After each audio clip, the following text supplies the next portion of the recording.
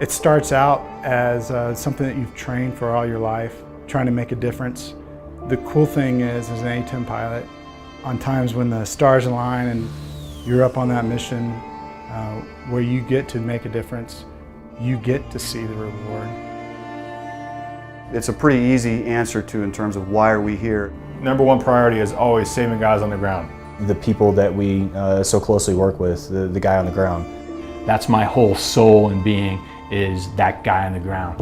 You know, he could be an 18-year-old guy, 18-year-old kid with a rifle. That's all he's got, and I'm here to protect him. Sanitized dog tags, ID card in the left breast pocket, E&E kit, watch tape, smart pack, in-flight guides, maps, DTCs, RMMs. Let's see, visor, pedal packs, water, snacks, seat cushion if you guys want to take that. Cell phones, you got one? Do you have yours? Okay, signed out? Yep. One random Friday, spring of '03, so right after the Iraqi invasion, 3 guys in flight suits walked into the bar on campus and started talking about flying. And I was a year away from graduating, not really knowing what I wanted to do in life, and this guy started talking about flying fighters and being a fighter pilot and being in the Air Force and how awesome it was, and it kind of hit a nerve with me, if you will. Good jet. Attack! All right, attack, men. Kilo Chuck. How I got interested in the A10, I can still remember it to this day. I was at a hobby store because I, like a lot of kids interested in aviation, I built a lot of airplane models. And this was 1979. I was in high school and went to the hobby store, and they had a Revell model of the for then brand new A10. It had only been operational for a couple of years at that point. And I just saw it, and I can still remember to this day looking at the wall of models and just trying to pick what I was going to build next. And I saw the box and the picture, and I was like, what in the world is that? During about the last month of pilot training is where you put in for what airplanes you want to fly. And I was torn on the F-15E or the A10, on which one I wanted to put number 1 on my list, you know. So luckily, one of the respected IPs in our flight had flown both the A10 and the F-15E. And all he said to me was, Mitchell, what patch do I wear on my shoulder on Fridays? And the patch he always had on was the A10. So I ended up putting the A10 as number 1, and I loved the mission, the thought of the mission at the time. And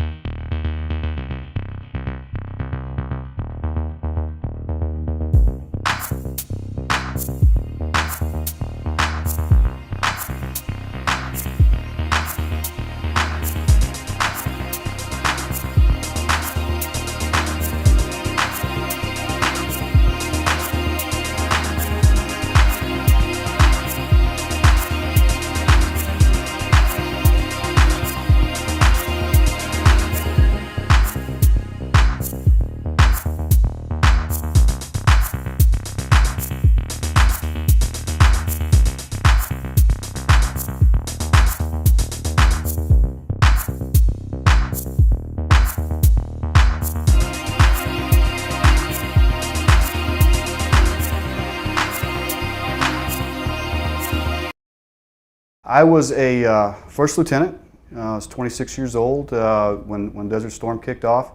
The 26-year-old fighter pilot caught the nation's attention a few months ago when he and a partner shot down a record number of Iraqi tanks. You just never forget when you look down and realize that somebody's trying to shoot you down, and you've got to kill him first. My first full 2 years in the Air Force, it was pretty much a completely Cold War type of mentality. Our training was all very low altitude. It doesn't seem that long ago to me, but I know talking to a lot of the guys now, you know, it's been quite a while ago, and when you look at the airplane from then to now, it's pretty amazing the different upgrades and that we've gone through since then. The A10 is the only airframe ever that was built entirely for this mission. Yo, come on, man. They're about to do a gun run. You need to get down. Let's go, buddy. Come on, man. A10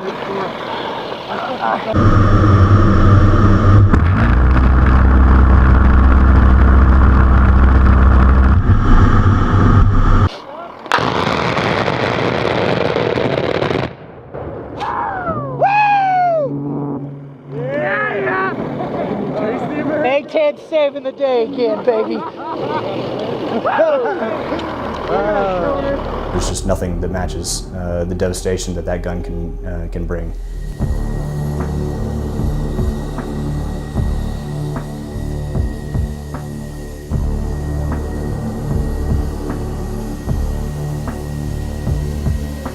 Hawk 640 clear hot.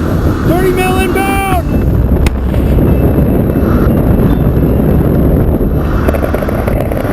It's an awesome testament to the aircraft, I think, that the same gun that we used to kill main battle tanks in 1991 is the same gun where we can shoot a single insurgent that's fleeing on a motorcycle or shooting at our guys from a tree line. Point is, you know, the A10 was built for ground combat, okay? Ground combat we had the old linear battlefield type where we're gonna go fight a bunch of tanks going low at 100 feet, and then we've morphed into a medium altitude precision strike platform because the airplane has been updated and modified to be able to do that. Sensors are great, they're amazing, they enable precision strike, they enable us to generate coordinates that are pristine, that are right on the target, but that will never replace just, you know, looking right outside of my cockpit and looking at the battle space. What am I seeing out there, big picture? We do have this personal connection with the people that we so closely work with, the guy on the ground. We hear him getting scared. Request immediate re-attack, same remarks, same restrictions, from last hits, north 75 meters. We hear him getting excited. Here we go, that's it. Good hit, good hit, good hit. Dash 2, I need you in the same remarks, same restrictions. We hear the bullets flying. We hear him taking cover. We hear him breathing hard. And it becomes a very personal mission, especially when you start hearing about guys taking casualties down there. You take that hits very, very close to home. Nobody ever wants to hear that. We care about guys on the ground. We do our mission in relationship to guys on the ground. We are a support element essentially for the Army.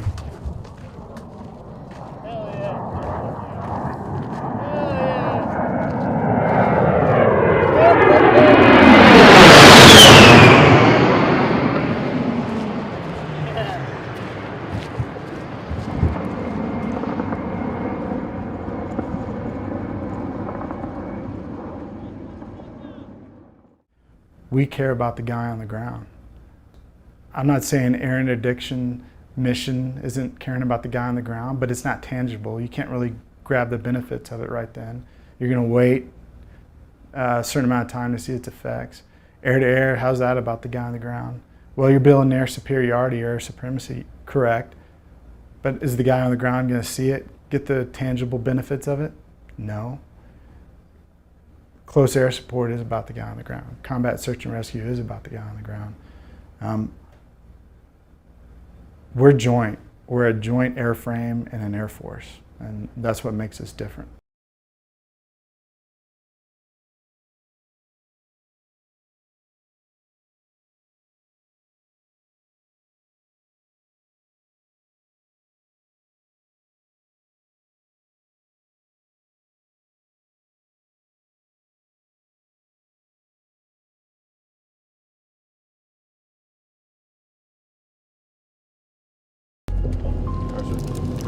Okay, today we're going down to Sande Sufla. We've been there recently, so we've got a good lay of the land. Keep in mind, Spondy's been pretty hot recently, and they've had some contact from the same area around Sande Sufla. He went over the recent activity.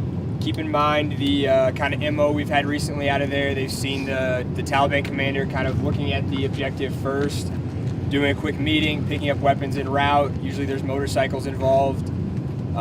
You've also got the Taliban commander that they seeked a couple weeks ago. So you've got all that stuff going on right there in Espondi. We're going right into the heat of that. So keep that in mind as we get down there. Keep your eyes open and stay vigilant. All right, so our actions on contact: near and far ambush, return fire. Look to me. We'll either maneuver or we'll push through. IED, get 360-degree security and clear the danger area, and then we'll look to CASEVAC. In the case of a complex attack, we're going to return fire, move out of the kill zone. Indirect fire, get down, look for distance and direction from me. Our actions on halts: take a knee, face out, and the march intervals that we're going to use are going to be dependent on where we are. In the open area, spread out as much as you can. The bigger we can look and the more intimidating we can look, the less likely we're going to take contact as we move down there. That's all I've got. What are your questions? All right, we're kidding up at 0615. 0615, kids on. Shit, didn't say anything about her. Yesterday, as most days, we went out on a dismounted patrol south of our fob to a village of Espandi. Basically, we got some intel that some bad guys were storing weapons in a building, and we had contacted them before. We'd run into them before. So we went down there to kind of check back up. And as we got down into the village, we ran into some sketchy guys. Everything felt weird from the time we got down there. There was high tension. You could tell by the NA's body language. He was antsy, pacing back and forth. Second that happened, we spread out, let the PL do his link up. It was just high tension. I felt from the get-go.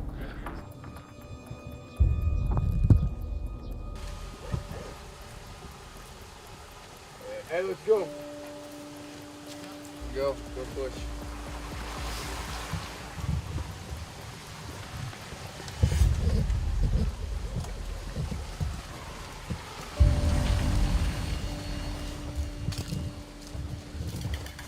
نفر که با میز اون نفر اگه طرفی پیدا کیافتی یعنی کیافتی خدمتی چی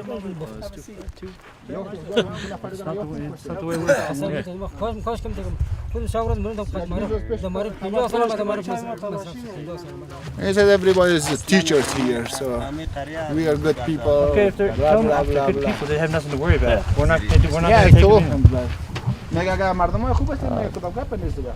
Just a lot of sketchy reports. No one had the same story. They were all family. They all lived in the same compound, but no one's story matched up. Unfortunately, we weren't able to detain them. So as we started to RTB to head back to the base, we got word that the Taliban were maneuvering on us from the south. Again, Atlantic 92A, be advised right now we're picking up and moving back through Espandi towards Ghazni.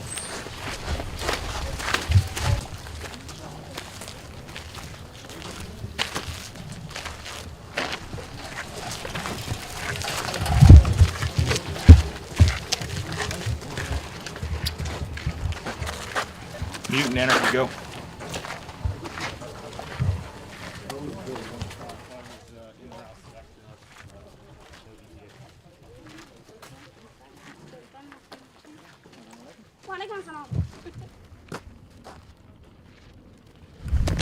So, that way. And Hog, if I could get you overhead of our lead element through Espandi, if at all possible.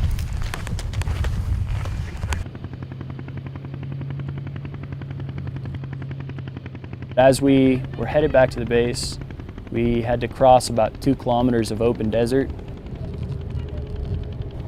We were definitely in a huge open danger area. We got about 500 meters outside of the village and started taking some pretty accurate fire.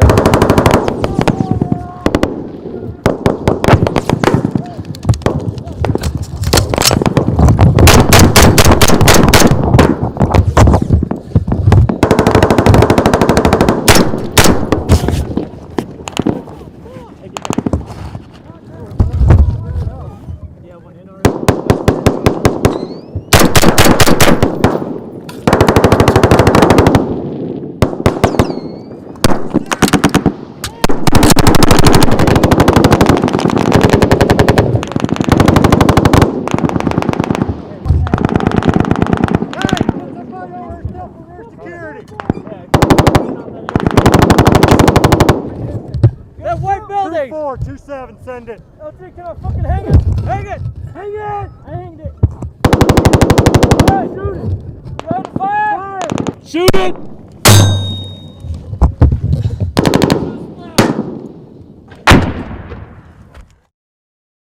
There was no cover. I mean, there were people trying to find tire tracks to hide, to get a little bit of a defilade behind.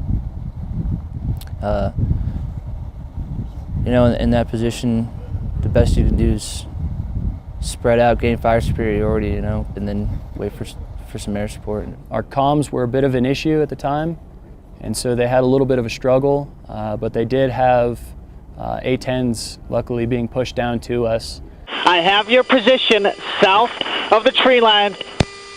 We quickly responded, and working with the JFO on the ground and one of my JTACs were able to get Hog on station quite quickly. We were taking some harassing fire at that point. Right here. Hey man, I know you're busy, but I need full security, brother. Who's shooting? Somebody's fucking shooting at us still. But luckily we had the A10s on station to come in and do a nice show of force, which is always a clincher for the enemy because they know what that entails.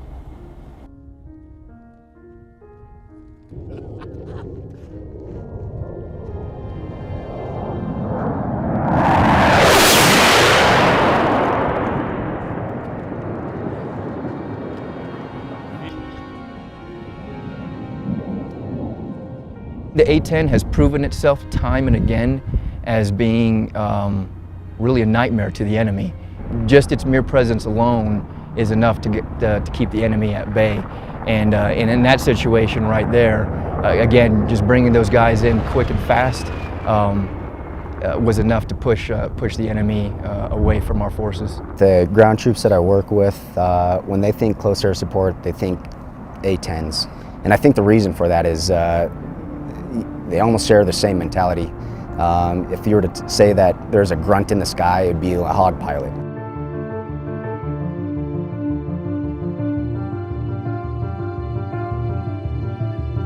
They're very user-friendly. I mean, any one of these dudes could pick up the radio if I get shot in the face and, you know, employ. Those guys are really professional, very well trained, and if, you know, you have a random Joe who doesn't know what to do, those guys can pull it from them.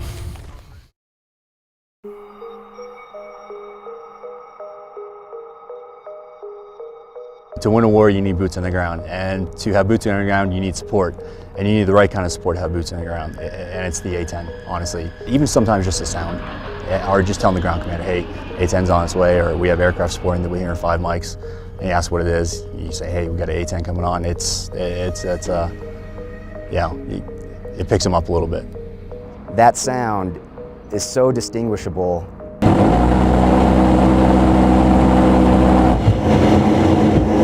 It literally shakes the ground. It is amazing.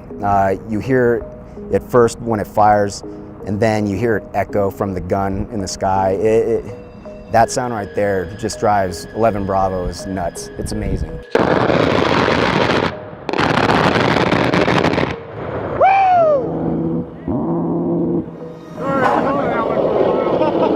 Hey, thanks, sir. I just shit my pants. Oh, yeah. Woo! It's that sound of corny like freedom, but it really is. It's the sound of don't mess with me. It scares off everyone and shows you you're in good hands.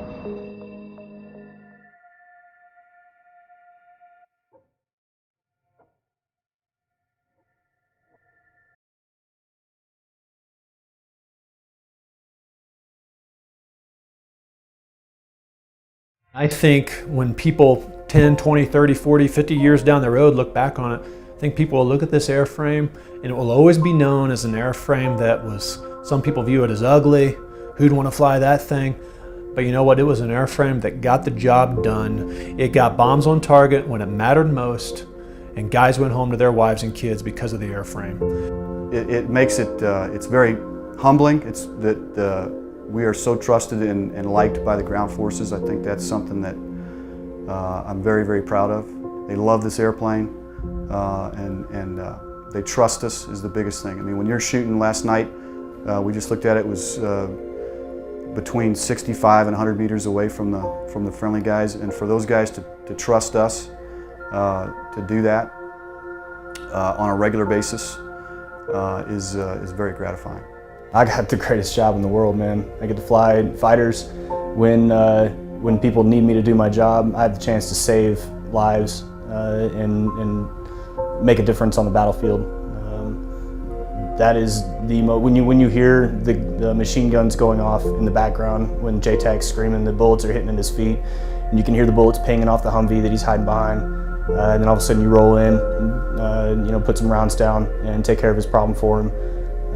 And then you can hear the relief in his voice. That is the most rewarding and fulfilling thing that I can think of.